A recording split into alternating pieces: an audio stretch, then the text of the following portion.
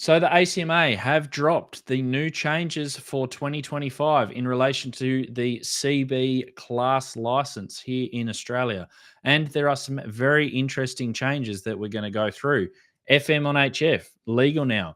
Internet linking, that's also allowed. And those emergency channels that you've been fighting to try and keep, well, the decision on those is also in. But here's the catch: some rules have been scrapped, others have been tightened.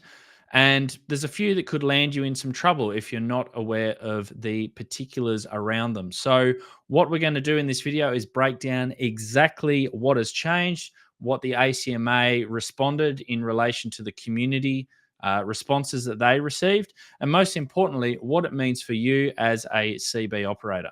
Here is the official government document here, the Citizens Band Radio Stations Class License of 2025. This has been, it says that it's in draft here, but this has all of the changes documented. Now, the instrument it here does say that these changes commence at the start of the 1st of October 2025. So you can't jump on FM just yet at the date of this recording on the 15th of September.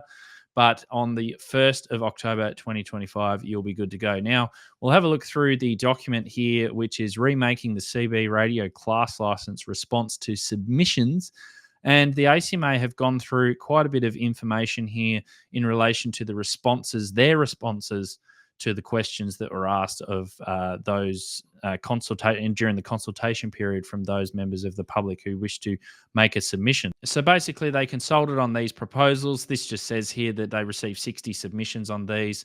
Most of these were in response to one or more of the matters that they were discussing and consulting on, while others were just one or a couple of responses. And the one that generated the most amount of interest here was the emergency communications channel. So that was the one that was obviously on the minds of everyone when they were speaking about that. So we'll go through some of the changes. So the first one here is FM, now allowed on HFCB. So one of the most welcome changes is that FM is now allowed on the HFCB band, that's 27 megahertz. Up until now, in Australia, you were restricted to AM or SSB, even though a lot of the radios that were imported from overseas, they actually had FM built in. So it actually is quite a big deal for those who like local communications on HFCB, because FM generally gives you clearer audio.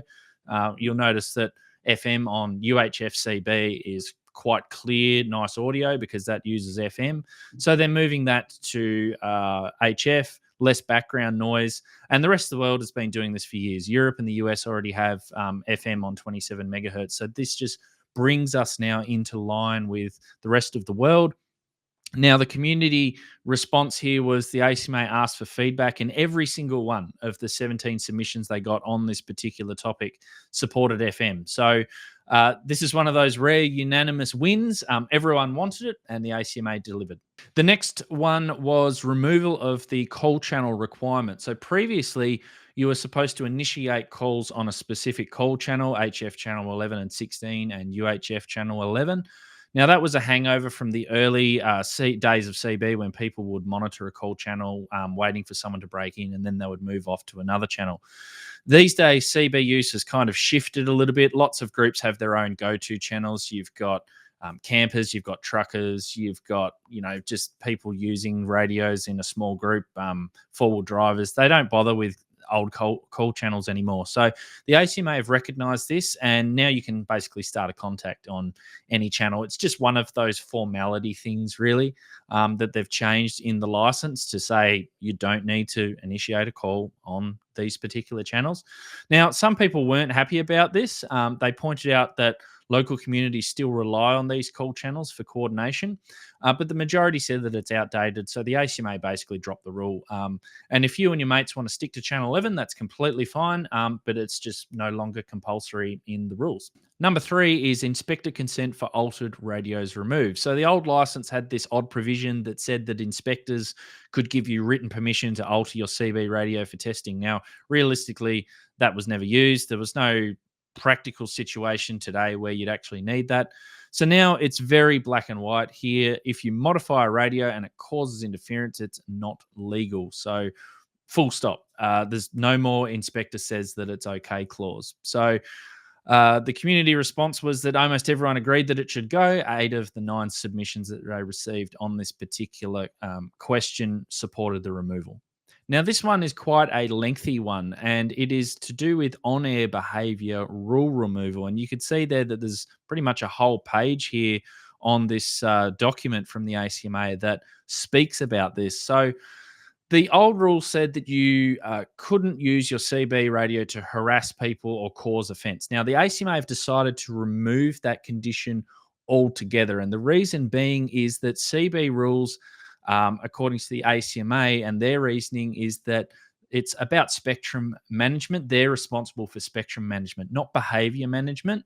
If someone's harassing or abusing people, that's better dealt with under criminal law and not by the ACMA. So they pointed out that the police already have laws covering harassment, stalking, menacing behaviour. They apply this to social media, to other carriage services like mobile phones and all that sort of stuff. So 9 out of the 11 submissions actually said no, keep the rule.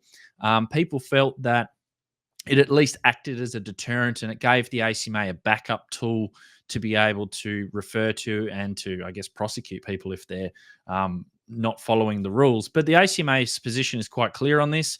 It wasn't effective, and they don't want to police behaviour. And they also made a call out here that the amount of times that they were called in to try and deal with this behaviour, on-air behaviour, was quite limited anyway. So basically, if someone's being abusive on the air, your only real recourse now is to record it and take that to the police. New identification duty cycle. So there's been a growing interest in radios that send a short data burst to identify the station or the location. So it's that like a digital beep at the end of your over, a little bit like not cell call, but the little burst of transmission of data to say, hey, my radio's here, and it basically tags who you are, tells you where you are, and all that sort of stuff. So the previous rule is that these duty cycle restrictions made it a little bit tricky. Now the ACMA has written in a new allowance. If your ID burst is 400 milliseconds or less, then it's permitted, and that's in the draft radio communications class license now. So why this matters, it keeps CB legal for emerging features, apps that auto tag your call sign or GPS positions, without punishing the people who actually want to use these features. The next is directions given by inspectors or other persons. So inspectors and authorised officials like police or maritime safety officers can issue directions to CB users. That's always been there, but now the ACMA have just clarified exactly what officials need to consider before giving a direction. So if they order you to stop transmitting or to change something, you now have the right of appeal through a merits review. That's a positive step for fairness, especially if you think that a direction wasn't reasonable. So, for example, if a police officer tells you to vacate a channel during a bushfire operation, you have to comply. But later, if you believe that it wasn't justified, then you can challenge that decision. So they received 8 submissions to this proposal. No one objected to it at all. So they've added this into the class license. So these next 2 changes are quite exciting. The first one is the telecommunications network provision has been removed. So the old license had a clause about CB radios connected to the telecom network. They needed to meet labeling requirements. That dates back to the days when you might directly patch into the old phone system. These days, that's just not how it works anymore. We've gone past that. We've got smartphones, computers, interfaces, the internet. So it's gone now. The old instruments it refers to are repealed. Modern networks just aren't as at the same level of risk from CB radios as they might have been in the 90s. So the ACMA have just cleaned that out of the license, which is really good. No one objected to that. Now, this one here, the use of voice over internet protocol applications. This is one of the biggest changes, I think. That is that it's a bit of a game changer. CB radios can now be linked legally using internet-based technology. So this means that you can connect 2 CB stations through the internet, basically creating a bridge between those 2 stations. VoIP and radio over IP apps are also covered as well. So this opens up all sorts of different possibilities, custom-built CB networks over IP. So you could have a CB station in Hobart linked to another one in Sydney through a private private link. And this is also important. The links have to be CB to CB. You can't legally interconnect with amateur radio systems or other networks. So, for example, a CB All-Star node can only talk to another CB All-Star node, not the main ham radio All-Star system. So, All-Star, as an example, uses a registration system to be able to connect all of their nodes together for amateur radio purposes, but they also offer the ability for a private network. And you can spin up a node with a private node number. It won't connect to the rest of the public network, but you can specify what other nodes it will connect to. So we could spin up a CB network across Australia, which would be really cool. 13 submissions, they responded to this. Most were supportive. Some wanted some limits, like only on certain channels, but the ACMA decided to keep it reasonably broad in this particular case. So there's also some formatting stuff in here too, which they made some changes, speaking about the class license, about it being too technical. So they've improved here, they say, the readability and the layout of the 2025 class license. So they've made those changes. Okay, here is probably the most significant decision or change, or lack of change, if you want to call it that. Basically, there was a big question that was asked: should the channels on HF channel 9, UHF CB channel 5, and CB channel 35 still be reserved for emergencies? With mobile phones everywhere, are they still relevant? I think the question was asked. So this issue got the most feedback, 44 submissions. Most strongly supported keeping them. People pointed to bushfires, floods, remote areas where phones fail. Some even gave real examples of using these channels during disasters. And the result is that the ACMA have kept all three as emergency channels. But what they've done is they've updated the wording to say that they can also be used for coordination and training during emergencies. So it's not just a call for help channel, it covers practice and organization as well. So just a reminder for those channels, emergency services don't generally monitor these channels 24/7. They're only useful if somebody nearby is listening. Always call 000 if you can.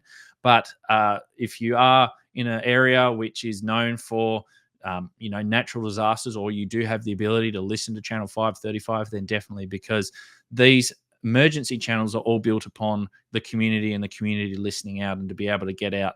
So just to keep that in mind. Now, the 10th proposal was telemetry and data channels. This is on UHF CB channel 22, 23, and 61 to 63.